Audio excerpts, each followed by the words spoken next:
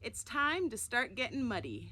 If you're new to my channel, I'm Nika. I share tons of things that have to do with off-grid and homesteading, as well as building with mud.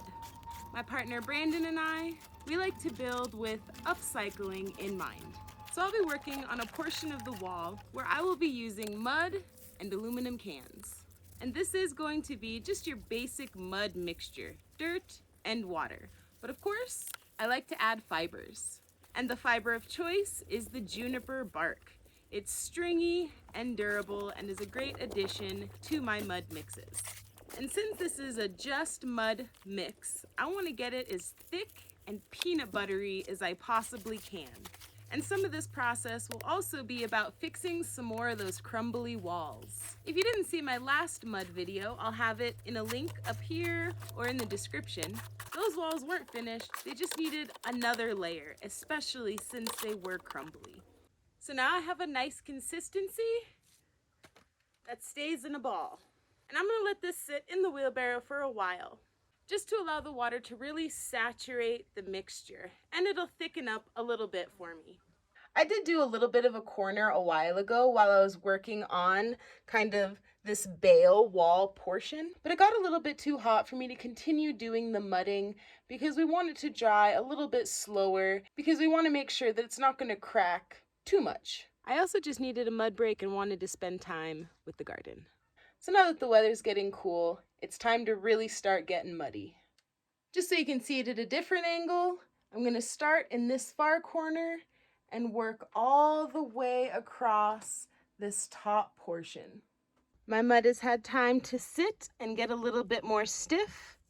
I've got my skinny aluminum cans. They fit best on that ledge where I'm going to fill in with mud. I did spray the old mud a little while ago, but I want to spray it one more time before I start mudding.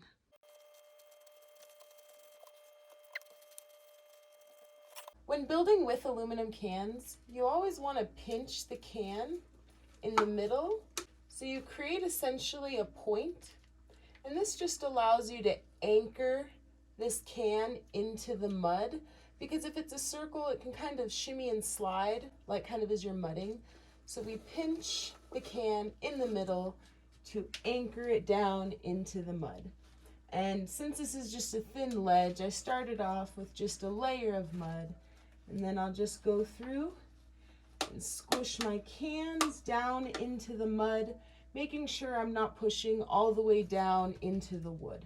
I want at least a little bit of mud between the wood and the can, as well as I want a little mud between this wood and the can. Then I'm going to work some of this extra mud away from kind of the edge and kind of mush it between the cans. Make sure I have mud in between them all. And since this is old mud and this is new mud, I really do want to work the mud, the new mud, into the old mud. Sometimes I'll even just take some mud and work it into the old edge. Wetting that mud down can help with the melding of the layers as well. And with building with cans, think of it a lot like stacking bricks. You have that offset between layers. So we do a layer of mud, a layer of cans, a layer of mud. And when working this layer of mud, just in this certain scenario, angling the mud to come up into the wall, so it's kind of triangular glob of mud, is really helpful when you're trying to set in the next can, making sure you have enough mud against the wall, that you're not trying to stuff a bunch of mud back there to fill that space. We're trying to squish mud all the way around the can as much as we can, so you don't have to mush mud down into the cracks between like the can and the wood, or the cans and the other can.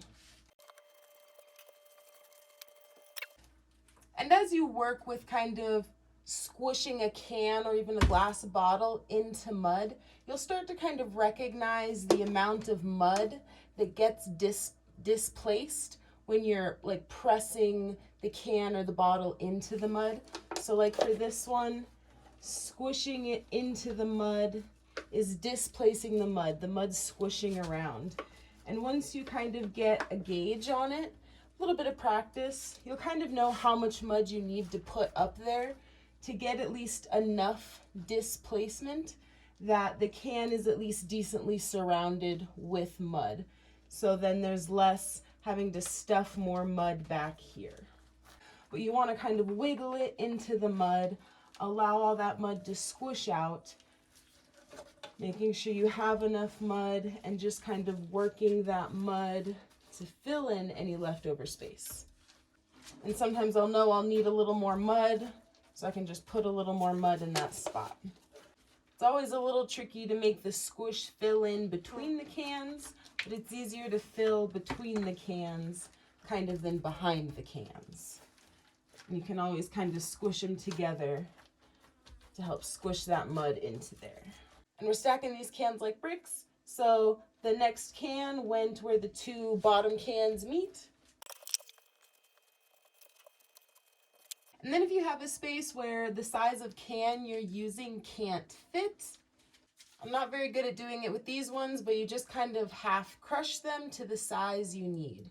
And the way I like to do it is you take two fingers and then do the next two fingers the opposite way in the middle of the can. You're going to squeeze so it turns into a square. And then you're going to squeeze down like that.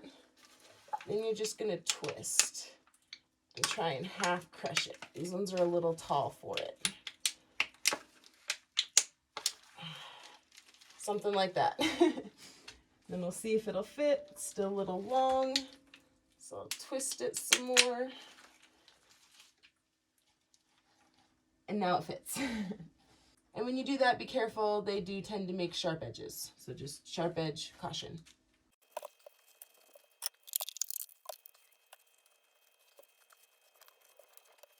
When you're wiggling into a space where only one can will fit, like this space, you want to fill that whole space with mud essentially. Maybe not entirely, but you want to make it so that as you squish that can in, you're going to have good amounts of mud squishing on all the sides, making sure that all the spaces are filled in. And it can also help that when you go to squish in a can, you push down and kind of squish some mud into the can behind it, and then wiggle, wiggle. And that'll help fill some of the space between the cans. Or you can start with a glob of mud and squish it into the can like that. So then there's plenty of mud between that can and the next can.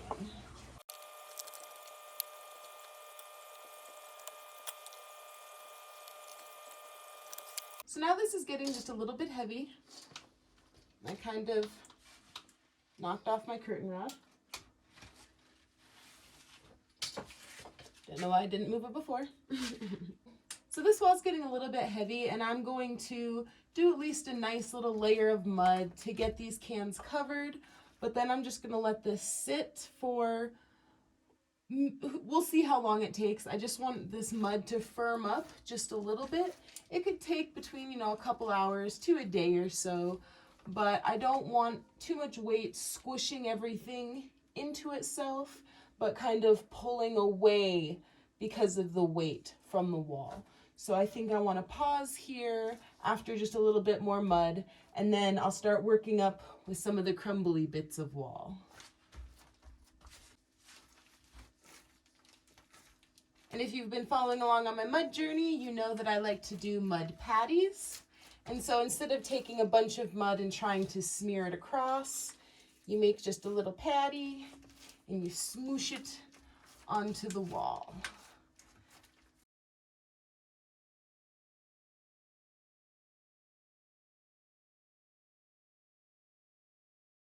So now I want to smooth all this out really nice.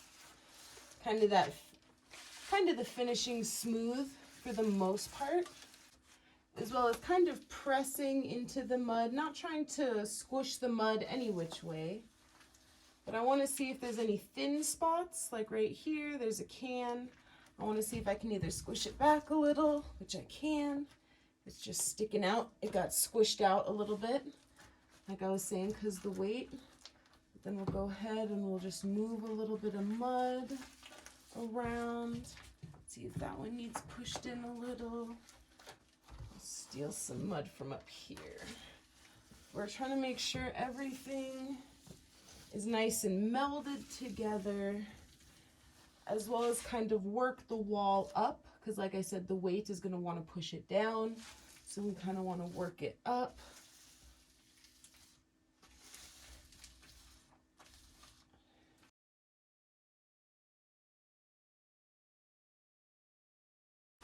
As for the crumbly parts of the wall, I do need a very smooth and a lot thinner mud.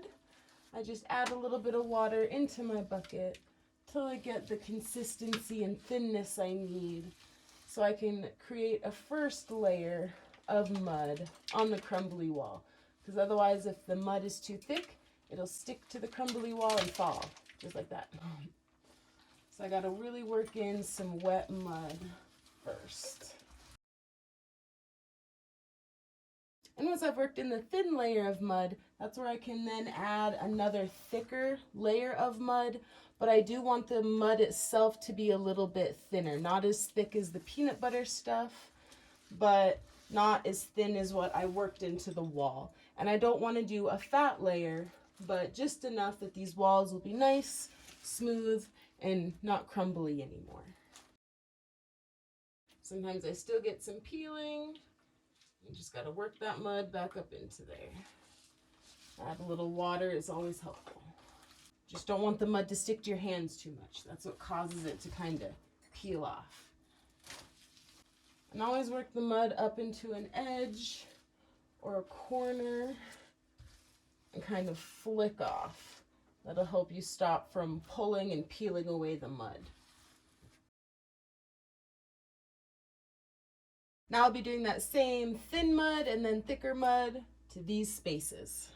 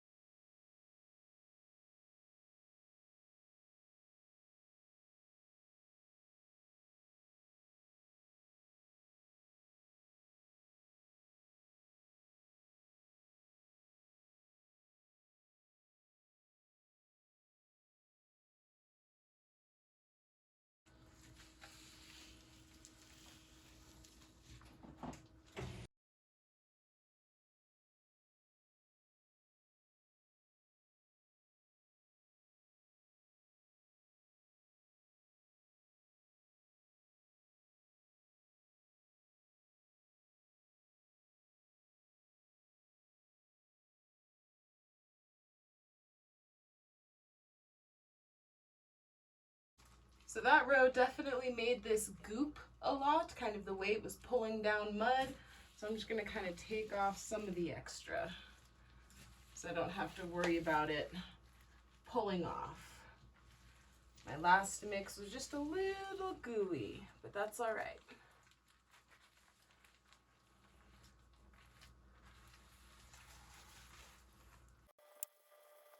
So I have some extra mud and I want to let this sit and dry overnight. I think it'll dry at least enough that I'll probably be able to finish this whole chunk without having to wait too long in between layers. But I am going to go ahead and take some of this extra mud and just kind of go along these seams just to kind of prime with some mud, because the mud that's in here is actually more of a cement-like mixture.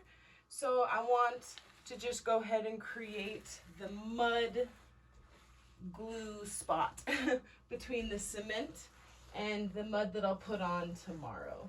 So it's just kind of like primer mud.